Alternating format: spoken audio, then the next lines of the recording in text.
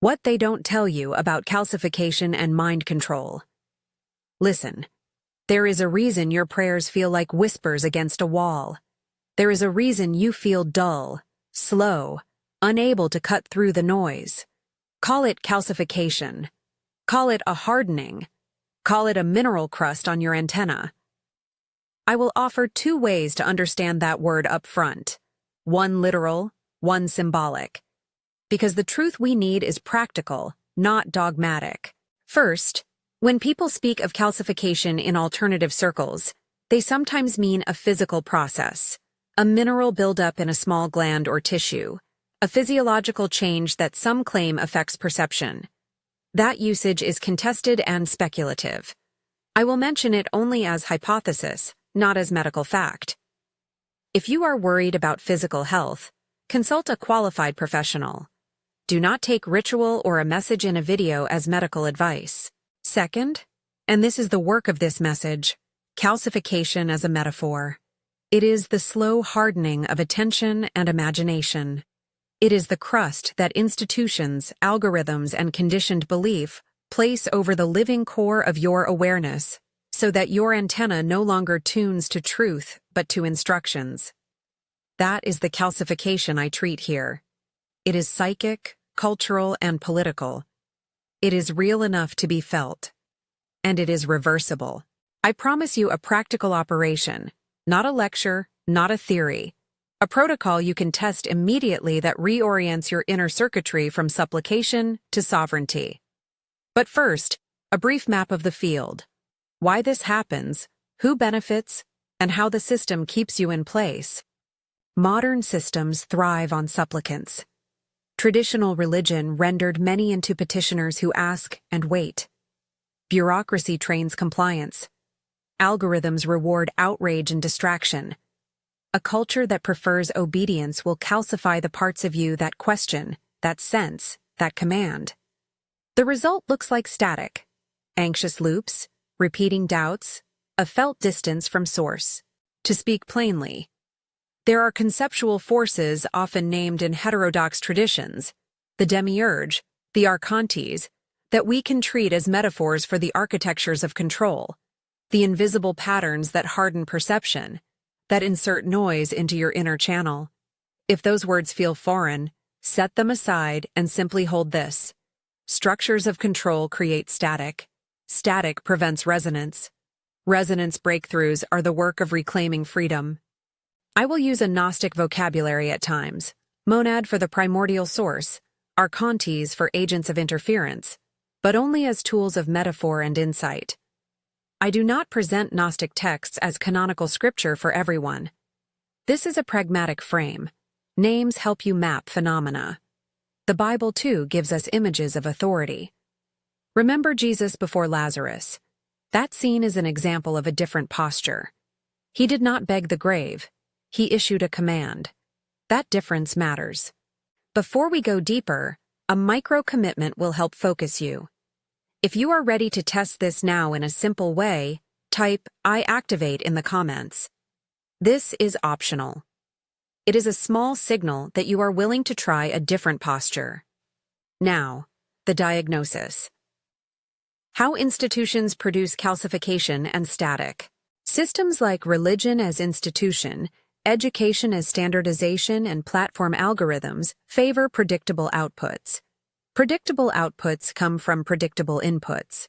A predictable human is a compliant human. Over time, repeated patterns of asking and being controlled create neural grooves. These grooves are not just habits. They are literalized attention patterns. When you habitually defer, your body learns to defer, your chest tightens, your inner antenna lowers. Over decades, this becomes a kind of rigidity, a slowing of responsiveness, what we call calcification. Static appears as repetitive thought forms, anxious loops, intrusive doubts, the censor that whispers you are unworthy to speak with authority. Interference shows up as synchronized distractions at key moments. Exactly when you are about to act, the phone pings, the mind spins, a wave of fatigue arrives. Call these archontes or algorithms. Names are secondary. What matters is how to change your signal. Typical prayer often reproduces the problem. Supplication is a channel framed by lack. I need, I beg, I wait. A useful ritual if you are asking for help, but insufficient when the work is to re-establish authority in your own field. Authority is not earned by pleading. It is enacted by recognition, by speaking from a stable center. That is the shift we are after. So what breaks the calcification? There are 3 cryptographic keys. Think of them as the handshake that reopens a sealed port. Recognition, authority, command. Recognition, acknowledging the presence of source, presence, truth. This is not flattery. It is a cognitive alignment. You stop arguing and you name the signal you are tuning to. Authority, accepting that you are an authorized agent to act. This is not hubris. It is reclaiming delegated power. Institutions have trained you to be small.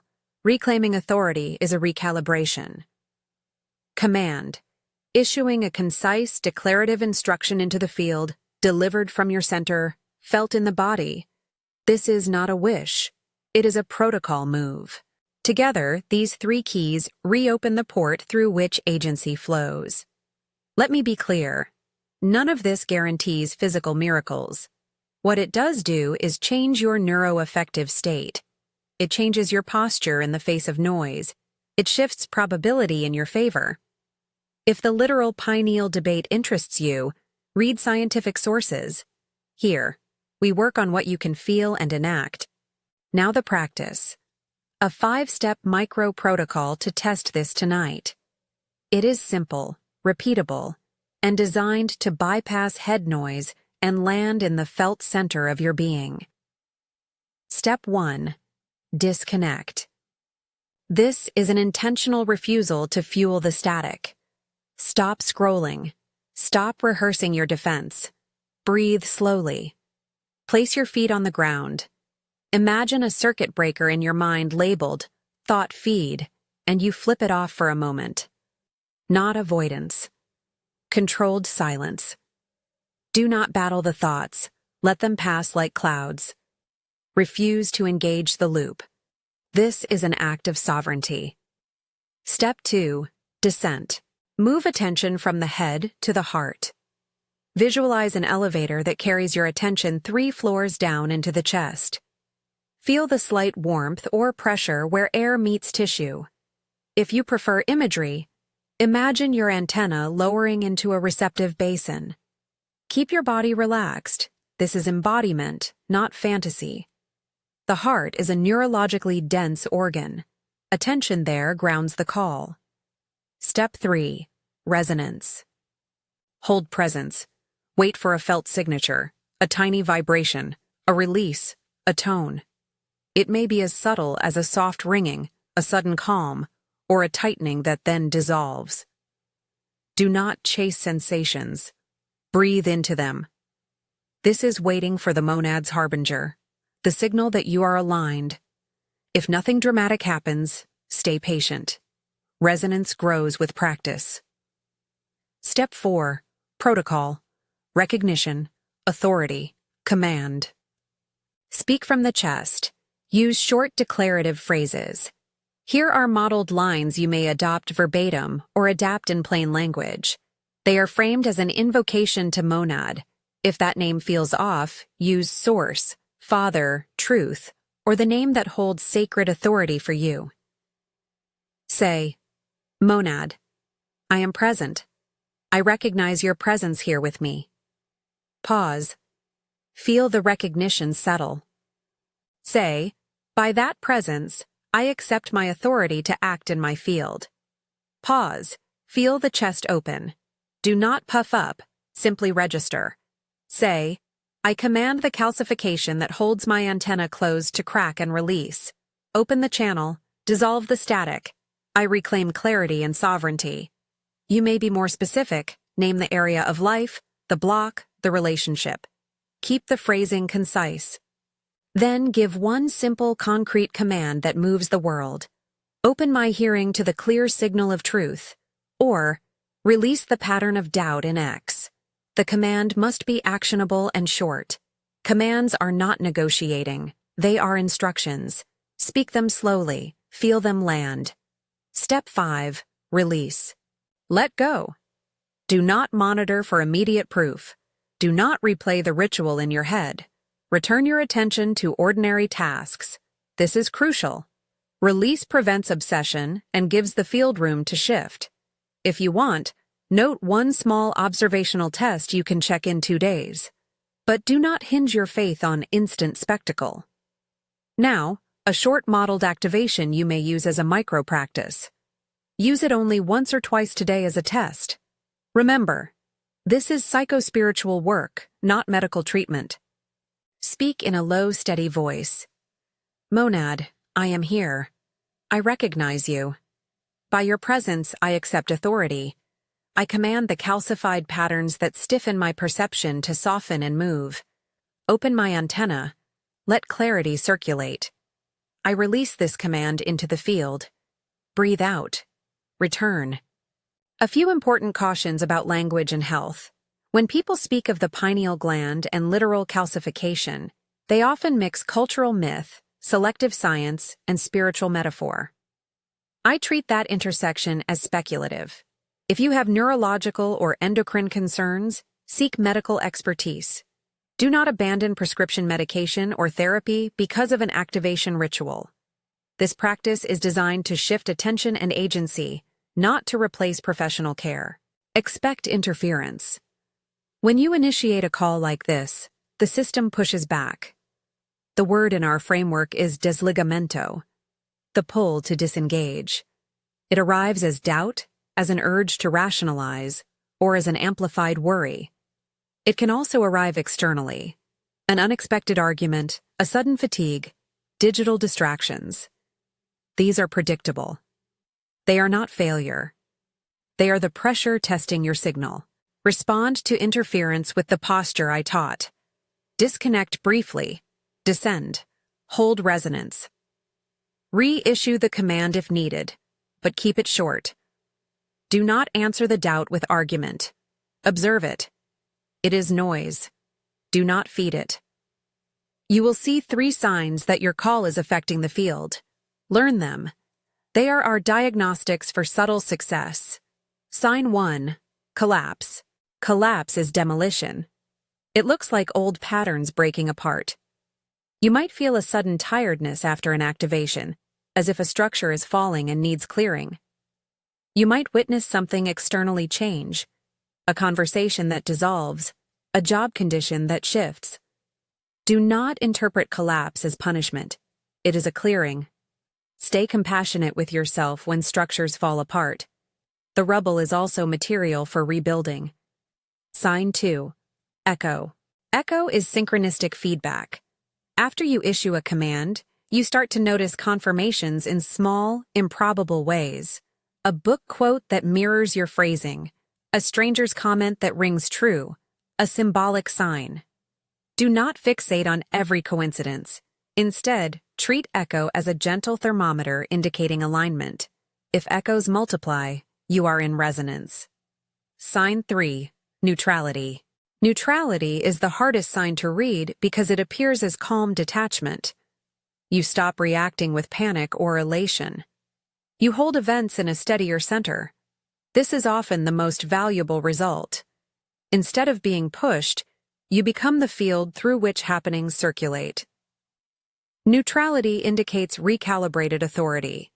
When you observe collapse, echo, or neutrality, do not perform. Do not seek applause or confirmation. Keep the practice simple and present. Resistance management is also about maintenance. This is not a single heroic act, and then freedom forever. The calcification formed over time and will require regular clearing. Consider weekly micro-rituals. Build small embers of practice into your day. A 2-minute descent when you wake, a short resonance hold before decisions, a quick command before a challenging meeting. Habits of sovereignty replace habits of supplication. Over months, you will notice your antenna carrying a stronger signal with less noise. Community matters. A single call has power, but networked calls amplify. If you gather with others, in person or online, who practice this posture, the echoes strengthen. Yet be discerning. Do not create a cult of personality or follow a leader blindly. Share practices, compare notes, support one another's anchoring. If you want to align in the comments, use one simple affirmation. I activate. Keep it voluntary. Do not trade privacy for spectacle. Let me return briefly to scriptural imagery, so we do not lose context. When Jesus stood at Lazarus's tomb and said, "Come forth," the form he used was not pleading. It was a command issued from a place of authority. In the gospel text that has been preserved for many, that posture is an example of acting from agency rather than lack. I use that analogy carefully. I am not claiming the exact mechanisms of scriptural miracles are technocratic protocols. I am pointing to the posture, recognition of a source, assumption of authority, and issuance of a command. That sequence maps exactly to the 3 keys and is instructive. Now, a few practical answers to likely questions. What if I don't feel anything? Then keep practicing. The field often shifts before the body reports. Small changes accumulate. Trust the discipline more than the drama. What if the ritual makes me anxious? Shorten it. Focus on descent and breath. Safety and groundedness come first. If you have trauma responses, do this work with a trained practitioner. Does this replace prayer? No. This reframes a certain mode of prayer from pleading into acting. You can still ask, intercede, and be humble. This is an added posture for when you need to reclaim agency. Can this undo long-term calcification? Psycho-spiritual systems change slowly. Expect months of steady practice for deep recalibration. Again, do not conflate spiritual practice with medical intervention. A brief honest warning about words like demiurge and archontes. They are Gnostic constructs that describe an imagined architecture of control. If those names feel heretical to you, substitute other terms. Structures, systems, operators. I offer them because they historically helped thinkers name what resists freedom. Use what lands for you. Do not adopt language that isolates you from care communities you need. Before we close, a short maintenance protocol you can use today. A micro-test. 5 minutes. Sit. Disconnect for 1 minute. Descend for 1 minute. Hold resonance for 1 minute. Deliver one concise command from your chest for 30 seconds. Release for the remaining time. Then go on with your day without replaying the event. Observe for echoes later. If you tried the activation earlier and typed, "I activate," or if you plan to test the micro protocol now, good. Every small test rewires expectation. Small tests matter more than grand vows. Finally, boundaries and empowerment. This work is about reclaiming authority, not supremacy. Use authority to heal, to clear, to align with truth as you perceive it. Do not weaponize commands to harm others. If you ever feel tempted to control other people's will, pause. True sovereignty respects autonomy. We live in an era where systems prefer supplicants. That preference is expressed in culture, in code, and in the conditioned grooves of our attention. The era of the supplicant can end for you the moment you decide to reorient your signal. Begin with a small practice. Keep it consistent. Read widely about both the allegorical and the physiological claims if you are curious. Be careful about sources. If you seek community, find groups that emphasize accountability, humility, and mental health. One last invitation. If this message landed for you, subscribe to stay connected to more guided protocols and careful teaching about reclaiming agency. If you want a place to share experiences with others practicing this method, look for communities that prioritize safety and discernment rather than spectacle. A closing word of charge. You were not made for static. You were made to resonate. The crust can be softened. The antenna can be cleared. The call you issue from your chest, spoken with recognition and authority, matters. The age of passive petition is passing. Step into the posture of the agent. Reclaim your frequency. May your listening sharpen. May your chest open. May your commands be clear. And may the echoes you need arrive.